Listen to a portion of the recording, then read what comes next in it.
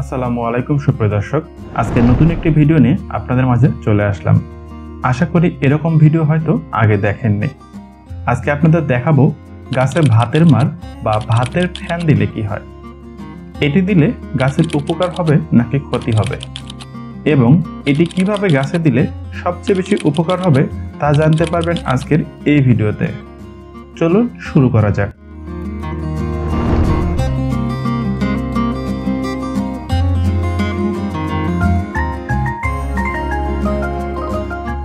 সুপ্রিয় দর্শক, আপনার সিম ও লাউ গাছের পাতা কি এভাবে পুড়ে যাচ্ছে?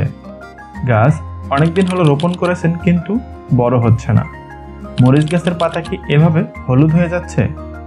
গাছের ফুল কি এভাবে ঝরে পড়ছে? তাহলে বলবো ভিডিওটি আপনার জন্য। ভিডিওটি দেখলে আশা করি উপকৃত হবেন। দর্শক, আমাদের সবার বাসাতেই প্রতিদিন ভাত রান্না হয়।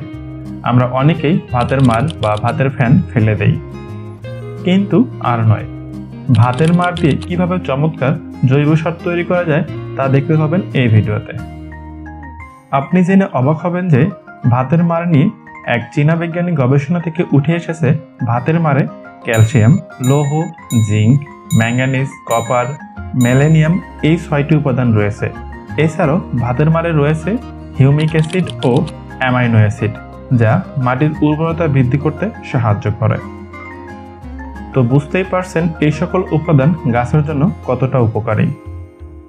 তবে আমরা যদি ভাতের মার সরাসরি গাছে ব্যবহার করি তাহলে উপকারের চেয়ে ক্ষতিই বেশি হবে। ভুলেও দিবেন না। চলুন দেখে নেই কিভাবে ভাতের মার গাছে দিবেন। প্রথমে যে কাজটি করতে হবে তা হচ্ছে ভাতের মার সংগ্রহ করে ঠান্ডা করে নিতে হবে। গাছের সংখ্যা অনুযায়ী সংগ্রহ করবেন, তবে বেশিক্ষণ রাখবেন না, জমে যাবে।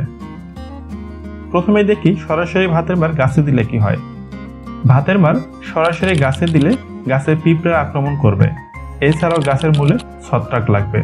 এজন্য যতটুকু ভাতের মার দিবেন তার 4 থেকে 5 গুণ অন্য একটি পাত্রে পানি নিতে হবে। অর্থাৎ 1 লিটার ভাতের মারের সাথে 4 লিটার অতিরিক্ত পানি মিক্সড করতে হবে।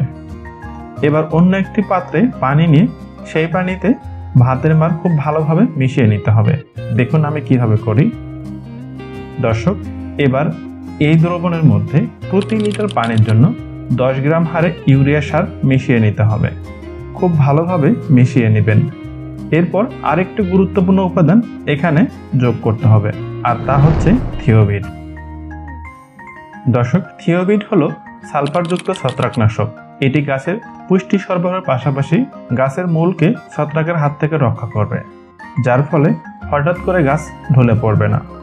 প্রতি লিটার পানির জন্য 1 চামচ পরিমাণ থিওবিট মেশাতে হবে। আমি এখানে 2 চামচ নিয়েছি।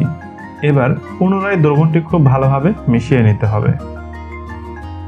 দর্শক, তৈরি হয়ে গেল আমাদের কাঙ্ক্ষিত ভাতের মারের তরল জৈব সার। দর্শক, চলুন এবার জেনে নেই এটি গাছে কখন এবং কোন কোন সময় দিবেন। দর্শক, যেসব গাছে রোদ পড়ে না বা ছায়ায় আছে এমন গাছে এই জৈব সার দিবেন না। এছাড়া বাকি সব ধরনের গাছে দেওয়া যাবে। এটি দেওয়ার সবচেয়ে উত্তম সময় হচ্ছে বিকেলবেলা। আমরা যেভাবে গাছে সাধারণত পানি দেই ঠিক সেইভাবেই এটি গাছে প্রয়োগ করতে হবে। চেষ্টা করবেন 10 থেকে 12 দিন পর পর এই তরল সার গাছে দিতে।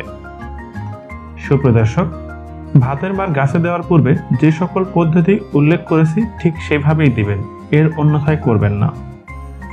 এরপরও ভিডিওর কোনো অংশ বুঝতে অসুবিধা হলে বা কোনো কিছু জানার থাকলে অবশ্যই কমেন্ট করবেন। ধন্যবাদ।